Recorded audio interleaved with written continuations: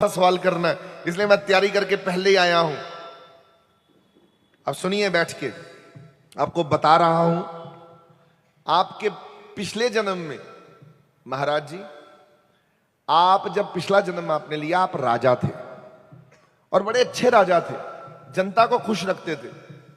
पर राजा राजा होता है, राजा की जो जीवन शैली है वो, जब राजा होता है ना, ठाठ बात अयाशी, उसने कुछ भी खाना, कुछ भी करना है, उसका मन कराया कि ये करना तो वो करेगा ही करेगा।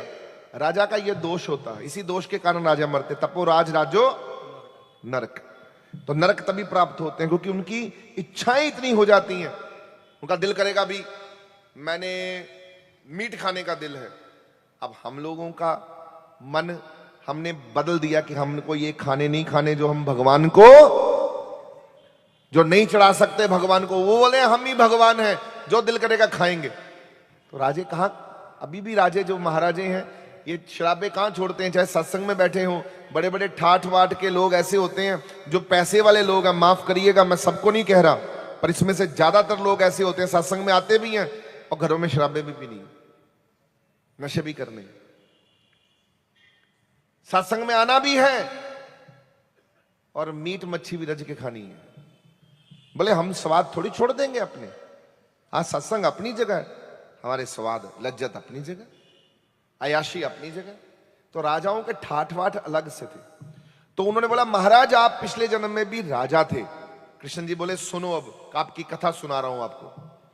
जब पिछले जन्म में आप राजा थे, अच्छे राजा थे, जनता के दर्द को समझने वाले राजा थे, पर आपका कसूर क्या हुआ, एक आपके राज में एक साधु थे।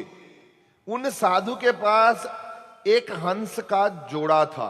उन्होंने अपने तालाब में, छोटा सा उनका मंदिर था जिसमें वो पूजा करते थे, वही छोटा सा एक तालाब था जिसमें उन्होंने हंसों का जोड़ा बड़े चाव से दूर कहीं से लाए थे।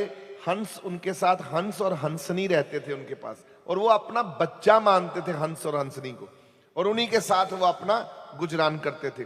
और वो वृक्ष साधु थे, उनको और कुछ नहीं था, उनका कोई बाल बच्चा नहीं था, शादी उन्होंने कराई नहीं, वो अपने हंसों को ही अपना बच्चा मानते थे। ये मेरी बच्ची है, ये मेरा बच्चा है, बस। उन्होंने क्या किया कि वो जब सोचने लगे, उन्होंने अपने गुरु के ध्यान में, जब सत्संग कीर्तन अपने गुरु के पास गए, तो गुरु जी ने उनको कहा, उस साधु को, कि भाई तुम इतनी देर हो गई, तुमने कोई तीर्थ नहीं किया। तो उन्होंने दुख बताया कि हंस हैं, कहां छोड़ के जाऊंगा इनके चक्कर में। तो यहीं पर गुरुजी